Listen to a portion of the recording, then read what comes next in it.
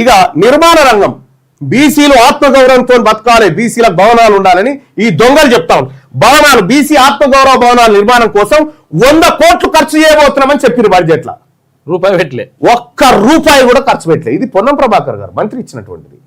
ఇది మంత్రి పొన్నం ప్రభాకర్ డాటా, ఇది అఫీషియల్ డాటా. ఇక సిబ్బంది జీతాలు వీళ్ళకి 143 కోట్ల రూపాయలు ఇస్తామని చెప్పి 43 కోట్లు ఇచ్చారు జీతాలు కూడా. ఓవరాల్ గా 11,405 కోట్లు బీసీల బడ్జెట్ అని చెప్పి ఈ 10 నెలల కాలంలో 2,426 కోట్లు ఖర్చు పెట్టినటువంటి ఈ దొంగ ప్రభుత్వాన్ని, ఈ దొంగ రేవంత్ రెడ్డిని, ఈ బీసీల సొమ్ముదిని బతుకుతున్న అగ్రవర్ణ దొంగలను నేను అడుగుతా ఉన్నా, మాకు ప్రత్యేక ప్రభుత్వమే కావాలి. మీతోటి కుదరది. మీ రెడ్ల సోపతి, మీ వెలమల సోపతి మాకు కుదరదు. ఇప్పుడు ఎస్సీ ఎస్టీలకు, ఇది బీసీలకు కదా, ఎస్సీ ఎస్టీలకు ఎట్లా ఉందంటే మీరు చూడండి. ఎస్సీ ఎస్టీలకు వీళ్ళకి పెట్టేటువంటి బడ్జెట్ ఎట్లా ఉంటుందంటే, బీసీది కూడా రాస్తా పక్కకు, వీళ్ళకి పెట్టే బడ్జెట్ ఎట్లా ఉంటుందంటే, ఇప్పుడు ఎస్సీలకు ఒక 10,000 కోట్లు పెట్టిరు అనుకో, ఎస్టీలకు ఒక 15,000 కోట్లు పెట్టిరు అనుకో, సపోజ్ ఉదాహరణ. ఇప్పుడు ఈ నెల ఏది 2025-26 బడ్జెట్ లో పెట్టిరు అనుకుందాం. ఇక బీసీలకి ఇప్పుడు 11,400 కోట్లు పెట్టిరు కదా, ఇవి పెట్టిరు కదా. ఇప్పుడు ఎస్సీలకు ఈ బడ్జెట్ లో వీళ్ళు ఖర్చు చేయలేదనుకో, 2026-27 బడ్జెట్ మళ్ళీ వచ్చే బడ్జెట్ ఉందిగా, ఈడ 5,000 ఖర్చు పెట్టిరు అనుకో, 5,000 ఇలా కలపాలి, మళ్ళా ఇలా కలపాలి, వచ్చే బడ్జెట్ లో కలపాలి. వీళ్ళ దాంట్లో 5,000 ఖర్చు పెట్టిరు అనుకో, మిగతా 10,000 ఇలా కలిపి కొత్త బడ్జెట్ లో మళ్ళీ వాళ్ళకి ఎక్కువ నిధులు ఇవ్వాలి. ఇక బీసీలకు ఉందనుకో, ఎందుకు వాళ్ళకి ఆ రక్షణ ఉంది, ఎందుకు బీసీలకు లేదంటే అదే SC ST sub plan. SC ST sub plan దీన్ని గతంలో ఉమ్మడి ఆంధ్రప్రదేశ్ లో దామోదర్ రాజనరసింహ గారు ఉప ముఖ్యమంత్రిగా ఉన్నప్పుడు తయారు చేసి ఎస్సీ ఎస్టీల నిధులకు రక్షణ కల్పించిండు దామోదర్ రాజనరసింహ గారు. మోసం చేస్తే మళ్ళీ ఇక్కడ మన బీసీలు మంత్రులు ఉండి, మన బీసీలు ఇంకొక రకంగా చెప్పాలంటే ఇంకా వాళ్ళని ఏమనాలో మనకి అర్థం. ఒక్కడు కూడా దీని గురించి మాట్లాడు, ఏదిరా మా బడ్జెట్ ఏదిరా పోతుందిరా అంటే ఒక్కడు కూడా మాట్లాడు.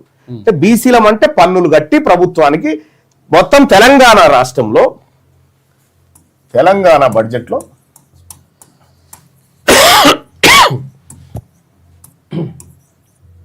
25-26 మొత్తం 3,04,000 కోట్ల రూపాయలు బడ్జెట్ కేటాయిస్తే తెలంగాణ రాష్ట్ర ప్రభుత్వం ఏం చెప్పింది, ఈ బీసీలు తెలంగాణ రాష్ట్రంలో బీసీలు 56.33% ఉన్నారని చెప్పింది కదా ప్రభుత్వం. ఈ బడ్జెట్ లో సగం వాటా బీసీలకు రావాలి, సగం కంటే ఎక్కువ రావాలి. దాదాపుగా 1,60,000 కోట్ల రూపాయలు బీసీలకు రావాలి. బీసీల బడ్జెట్ 1,60,000 కోట్ల రూపాయలు బీసీలకు వచ్చేది ఉంటే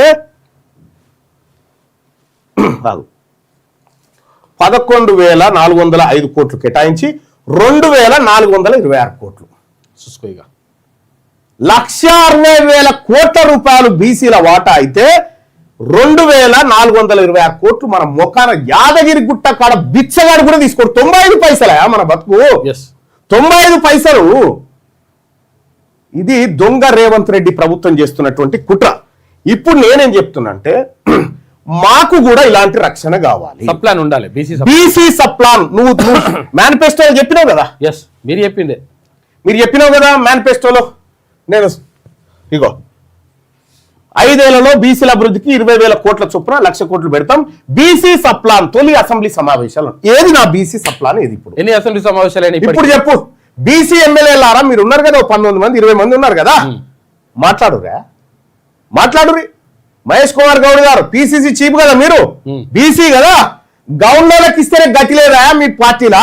మీ పార్టీని ఏమన్నా మెడల్ వస్తున్నావా నువ్వు పిసిసి అధ్యక్షుని ఉండి?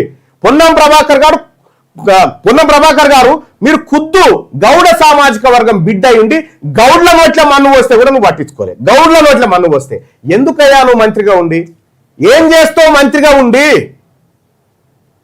పదవులు కావాలి, మీకు పదవులు కావాలి.